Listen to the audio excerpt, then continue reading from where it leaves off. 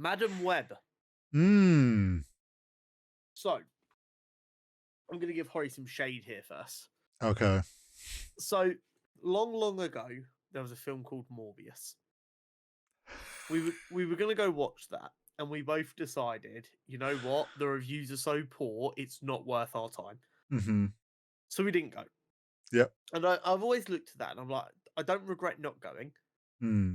but if we're going to talk about a film going forward, it only feels right to at least give it the fair shot of actually watching it, because we will both sit here and we'll go, don't ever take one person's opinion, don't just listen to what other people say and use that to form your own opinion.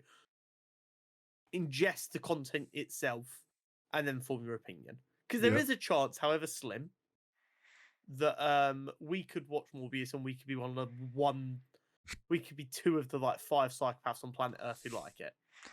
No chance. There is always a chance, however slim. No. So I went to watch Madam Web. Horry's not seen it. No. I'm a broke boy. What we're gonna do is, I'm gonna do a 5-ish minute review, and then I will allow you to ask any burning questions you have, based on what you've seen coming into this. Okay. So, the famous quote from the trailer of "he worked for my mother in the Amazon shortly before she died," never said in the film. Not once. Okay. Never said in the film. The costumes that we see constantly in the marketing material for the film have a grand total of maybe 30 seconds of screen time, and it is only in dream sequences.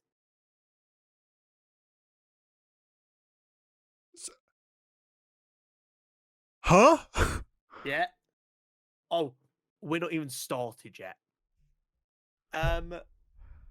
So do you remember in the early days, and I know like we're different kind of nerds when it comes to this stuff, but you have to bear with me. You remember in the early days of the MCU, there'd be a reference to a character that the casual fan wouldn't know. Yeah. And you'd have all the nerds going, oh, you know what they said there? That was a reference to that person. Yeah. Now imagine if they did that for like a tiny little reference that's supposed to be like a if you know moment, but they decided to do that for a character like, I don't know, Peter Parker.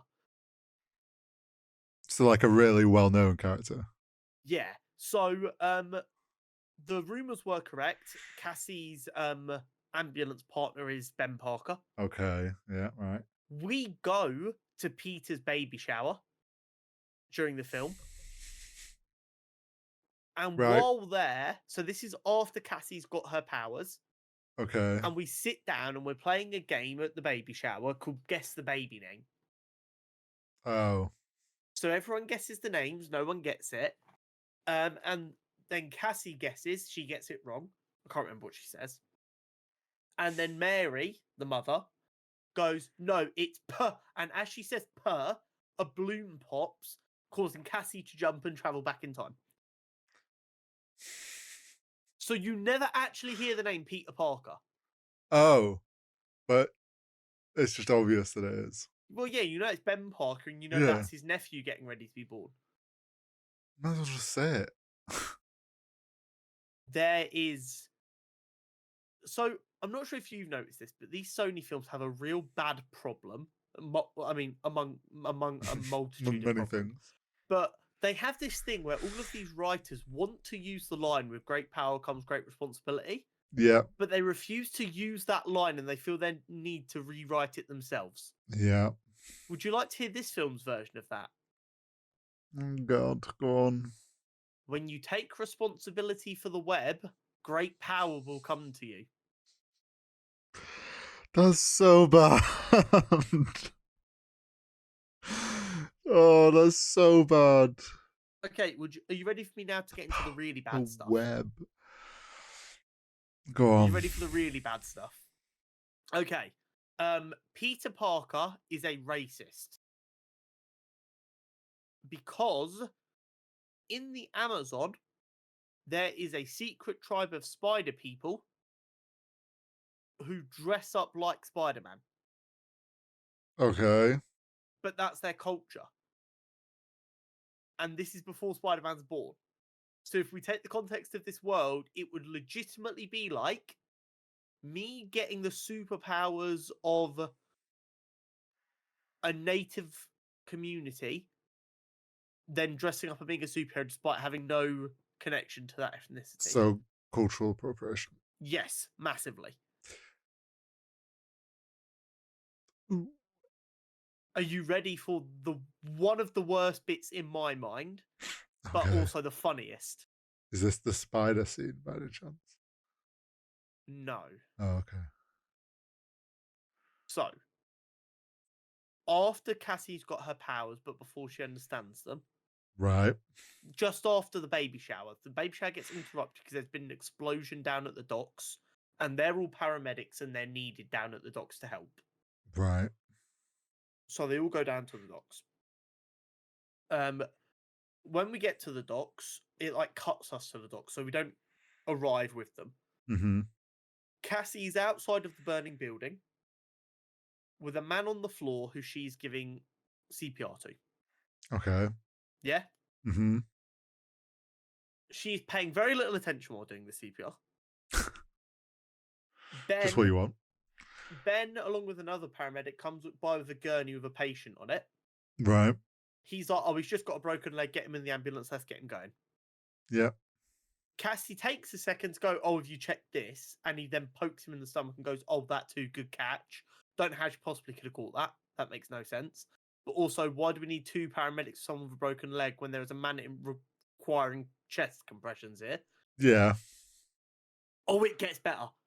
She starts having a premonition about her supervisor getting in an ambulance, driving away, and getting hit by another car. Right. And like so, like the scene, which like this bit isn't terrible. She's giving chest compressions. It turns into her boss, and she's covered in blood. Okay. And she's like, "Oh, I don't really know what's going on here." Mm-hmm. And then she snaps out of it, and she hears the boss go, "Right, I need to get going," and he goes to get in the ambulance. Mm. And of course, she's like she's like, no, something's about to go wrong, a bit Final Destination style. Yeah. But of course, she's still giving chest compressions. So what does she do? Are you ready? I'm not joking. This is going to sound like the most ridiculous thing you've ever heard. I promise you, this is exactly what happened. Oh no. She taps the guy on the chest and just goes, "You're all good." Gets up and walks away.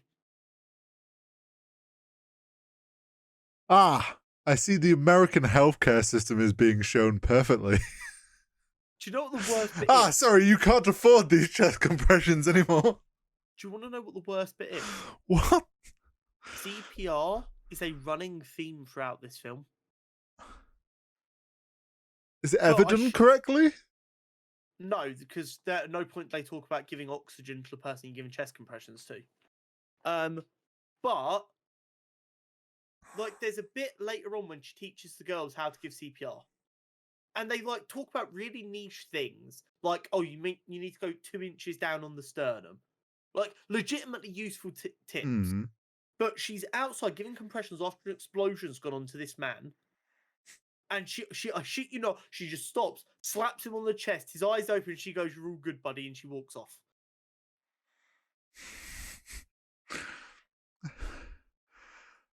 That makes no sense. Why? I like to think I'm someone who's very good at just getting sucked into a film despite any weirdness. I literally almost looked around the cinema to go, is anyone else seeing this? But the absolute worst part about the film. Okay, it gets worse. Ezekiel Sims. Mm. The entire film. ADR. It's all of his voice lines are done in post. What? And it is obvious. Is that because they've changed all his lines?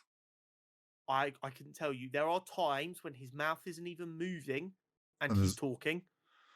That means they've completely changed his lines. They sometimes don't sync up right. But you know how like ADR is used mostly in sitcoms when you'll notice it. Yeah. And the reason you can always tell is because the environment that voice is in doesn't sound right. Yeah. But you normally don't notice ADR in films because they have such big budgets. They make sure that you don't notice it. And Yeah. ADR gets used in films a lot, but you just don't notice it because they do such a good job. Yeah. This is the worst ADR I've ever seen in my entire life, including TV shows. It was so noticeable. Oh dear. To the point where, Jenna has watched a lot of content with me, but she doesn't watch it the same way I do. Even she went, this ADR is terrible. Or she didn't even say ADR because she didn't know what ADR was. She was like, this voiceover is terrible. Yeah. Oh dear. Would you like to know what part of the story is the most well explained? Most well explained. Is it the web, Yes. like verse or No. whatever? Oh. No. This part of the film is really, really well explained, and I have no idea why. Okay, so the overarching plot is Ezekiel Sims killed Cassie Webb's mother. Okay. To take the rare spider for himself and get all the powers. Okay. Yeah? Yeah. He then comes back to New York and clearly makes a fuck ton of money doing something in the Right. 30 years between stealing the spider and now. Okay. Yeah? Mm-hmm. And he is having a recurring nightmare where he is killed by our future Spider Women. Right. That is where we see the suits. Okay. That is it. So he's having a freak out and he's trying to hunt down these women to kill them before they get their powers. Right. Are you now ready for the best explanation of the entire film? Okay. He goes to the opera. He seduces a woman. He brings a woman back to his flat, has sex with her. Okay. Then steals her phone and kills her because she's an NSA agent. And what were the NSA famously doing in 2003? Surveilling everyone secretly. And he uses the access that she has to that technology to track the girls throughout the entire film. What a random fucking thing to latch onto in like. Do you know what I mean? Yes, the NSA did famously Yeah. surveil all of America post 9/11. But to make that the one bit that you go to extreme lengths to like put across, instead of just going, here is Tech Wizard, they hacked everything. They're like, no. He's going to kill an NSA agent and then still have a guy in a chair. Oh, sorry, a girl in a chair. Who monitors everything for him. It's like such a weird thing to decide to actually. So I guess that dates when the film is meant to be set. They did say it was 2003. Like there is a bit where it pops up and says 2003. More nitpicky stuff. Okay. So he has a suit that we see in the trailer. The suit makes no sense. Right. So you'd think the suit is used for when he's going to commit crimes or whatever, so he doesn't get spotted. Yeah. Cool. Except he doesn't always wear the suit when he's doing stuff he shouldn't do. Okay. So the first time that Cassie realizes he's going to be a danger is she sat on a train. She gets a premonition of him walking down the train and killing the girls. Right. In that premonition, he's in his street clothes. Right. His like actual suit, not super suit. Yeah. Then she gets them off that train using her premonition and gets them on a different train. Mm-hmm. In that time, he decides to change into his super suit. Why now? So that he can hunt them down. They manage to escape, blah, blah, blah. There's then a scene later on in the diner. Yep. In the diner, he arrives in his super suit. Okay. He kills them successfully. Then Cassie uses her powers, or I guess, I don't know if it was a premonition the first time, because her powers aren't particularly well explained. Nice. She tries again, and I won't get sidetracked yet, but we will come back to this scene. She rams him with the taxi they stole earlier, and they escape. Right. Yeah? Okay. Then, before the police arrive, but after all of the people have cleared out, he's on the phone with his girl in the chair, but he's back in his street clothes while still at the scene of the crime.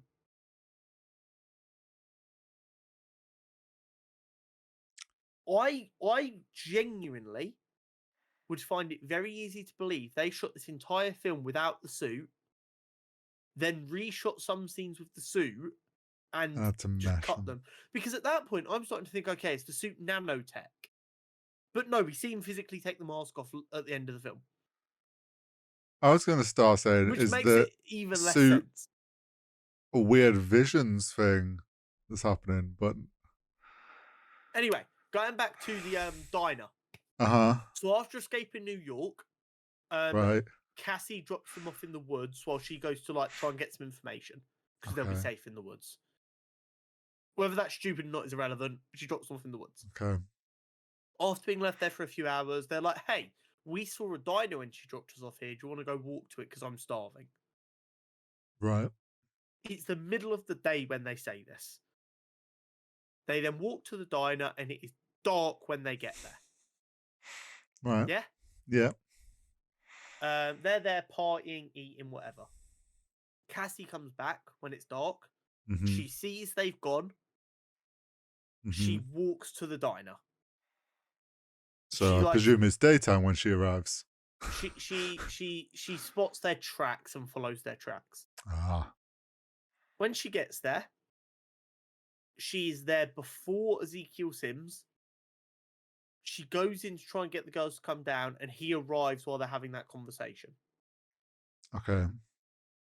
Then, like, if that's the premonition or that's afterwards or whatever, I don't know how her power works. But she's trying again. She's back at the campsite. Right. She gets in the car this time instead to drive there. Mm-hmm. And it takes her longer.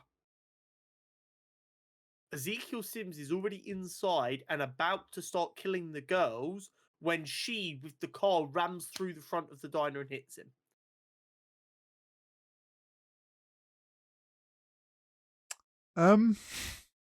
It's just that's not how travel works. So then after that, she takes them to a motel. She teaches them CPR. So chest compressions and slap him on the face and you're good. Cool. Then she's like, right, I'm going to Peru. As you do. Because that's where my mother died. Ah. And I need to know how he knows my mother. So she leaves the girls with Ben Parker, who takes them back to Mary's house, while she goes to Peru for 3 days. Okay. In that 3 days, nothing happens in America. But when Cassie's then coming back, Mary goes into labor. Right. And they get in the car. And as they get in the car and start driving to the hospital, a camera picks up their face and he's back on them. Have they not been out in the 3 days? I've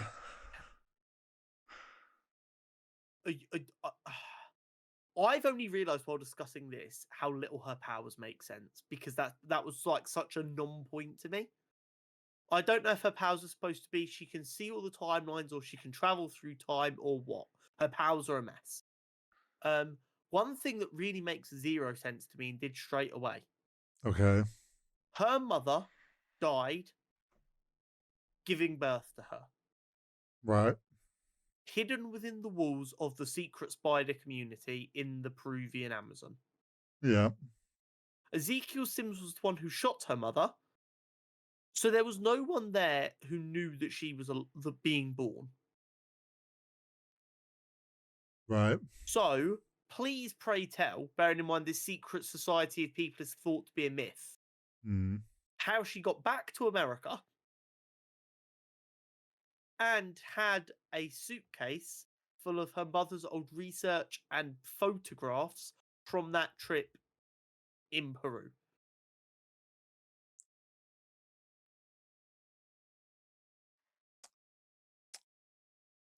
So this is Sony exec who just hands it to her.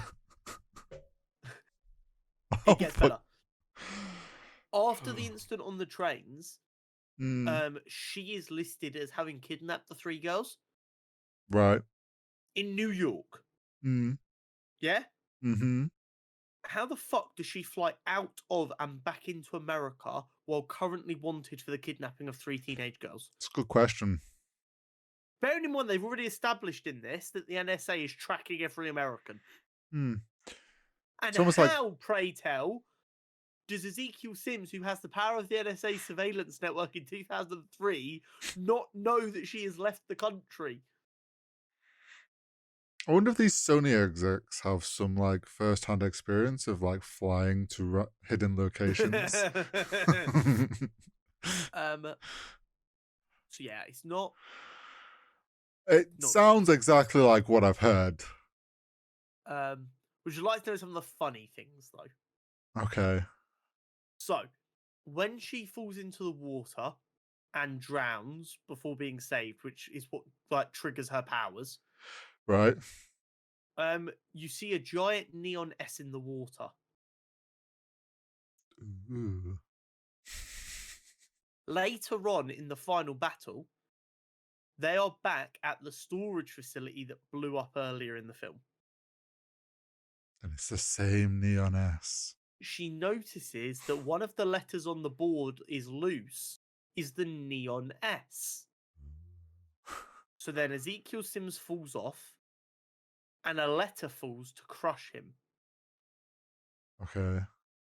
It wasn't the neon S. Oh. It was the P. For Spider-Man. I just... Puderman. So then she basically is dead because her and Sims have basically like killed each other as they're falling. The girls pull her out of the water and they give her CPR to bring her back to life. Pump, pump, pump, slap. So like CPR is a recurring theme throughout this film. Yeah, do you not know it's Spider-Man's power? But CPR. It's just done wrong. That's so weird. We got a second variation of Oh. great power comes great responsibility, fucker. Oh no. So while she's in the hospital getting treated after the big fight, obviously Mary's just given birth. One of the girls comes back in and goes, "Oh, Mary's just given birth." Ben's really excited. He says because he's an uncle, he gets to have all of the fun and none of the responsibility.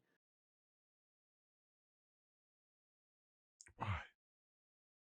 Oh, and that also just the drop of calling him Uncle Ben. Yeah. There's also a little tease that he started dating Aunt May. Right. But she doesn't get named either. I wonder if they're not allowed. I felt like I was on an acid trip. The things that I'd seen, and a few like I saw TikToks of people that had like their before and after reactions. Yeah. The best one I saw was like some guy with his friends. He's like going in. He's like, "Yeah, I'm not expecting this to be very good. Like what we've heard, it's very questionable. But I'm gonna go in open." He comes out just laughing hysterically, and he's just like, and they're like, "What? Why are you still laughing?" And he's just like, "Because I just didn't know what they were gonna do weird next. Like it just made no sense, and it got funny to the point where like I couldn't even predict the weird shit they were gonna throw at us." Horry. They take him back to this warehouse. Okay. Because it's a condemned building full of fireworks that could accidentally explode. Yeah? Yeah. So, out of the ambulance they have stolen, they grab a supply bag that has road flares in it. That makes sense. It makes sense to me an ambulance might have road flares. That makes sense. I suppose. Do you want to know what doesn't make sense? Throwing them into the box of fireworks? Oh, no, that's exactly what they did. Do you know what doesn't make sense? Them going, "Oh, he's going to be here in a minute. We need to slow him down. And pulling a fucking smoke grenade out of the bag of supplies. Okay. And also, how does a smoke grenade slow someone down? I mean, hey, Connor, this is America. They have the right to bear arms and clearly smoke grenades.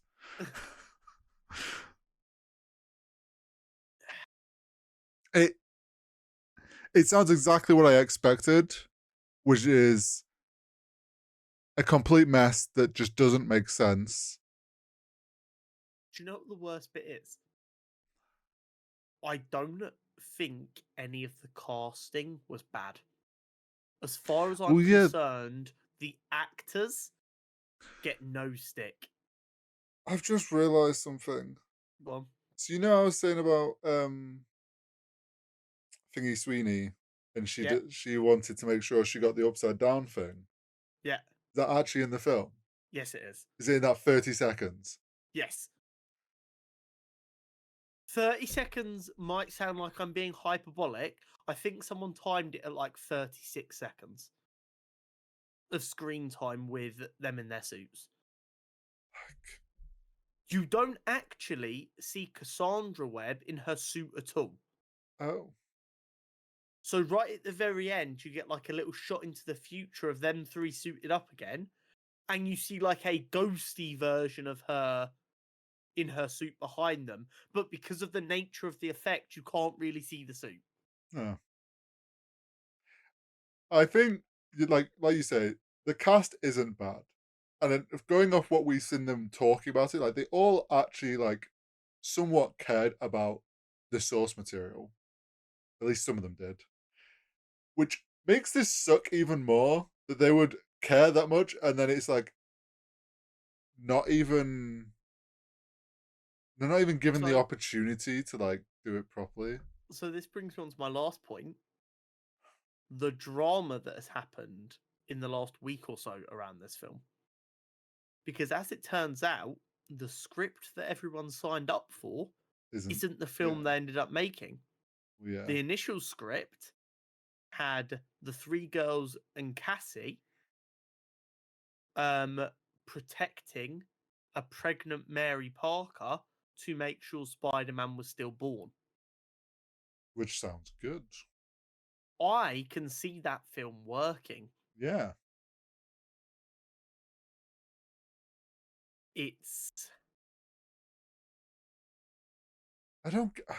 I think once I've calmed down at some of the stupidity, it I definitely is a so bad it's good film. See, that's what I've seen people say that like it's just so terrible, it's laughable. Oh, it is laughable. Which is laughable. Like the only way that you could maybe watch this. I think the only thing that hurts rewatchability as a shit film for me is the ADR. Like I can imagine that. I've moaned about ADR before. You know my feelings about it. I want them to use it as sparingly as possible. I get that sometimes it's necessary. Yeah. There is no excuse for a film with this bigger budget to have ADR that piss poor. Yeah, I wonder if it's something they can fix before it's digitally released, but do you know what I said to Jenna as we were leaving as like the only reason it makes sense for there to be so much ADR for the character? Because they changed the script. Because the actor, and I'm not saying this is what happened, this is not an actual accusation, this is just the only thing that makes sense in my head, is that he's turned up and done the most racist, over-the-top accent you've ever heard. And it's only once they've finished filming they've realised how racist and bad it is, and they're like, oh no, we can't release this. So they've got him back in to re-record. That is like the only thing in my head that makes sense. I'm telling you, not a single line of dialogue that he recorded on set is used in this film. What? I was going to say, if the script's clearly been changed, maybe they changed the script's premise, but hadn't really changed his lines. And then as they've gone into editing, like, hang on, his lines just don't make sense anymore in this context. I have never been so bamboozled in my entire life. Hey,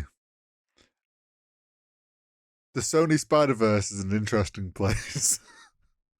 Do you know what the worst bit is?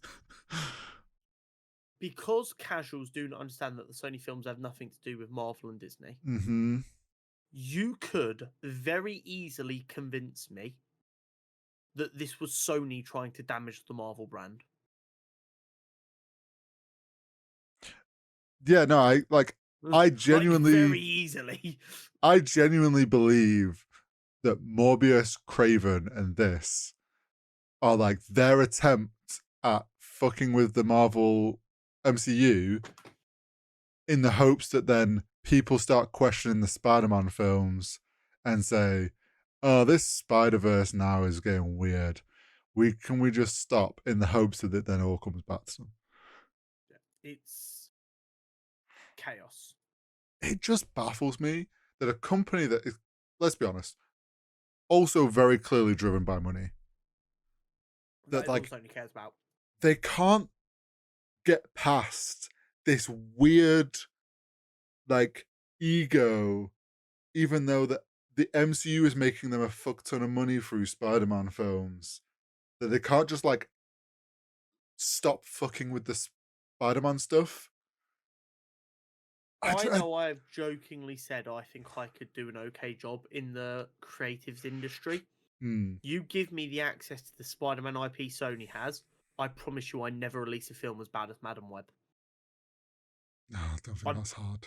I reckon a fucking film student in college could produce something better.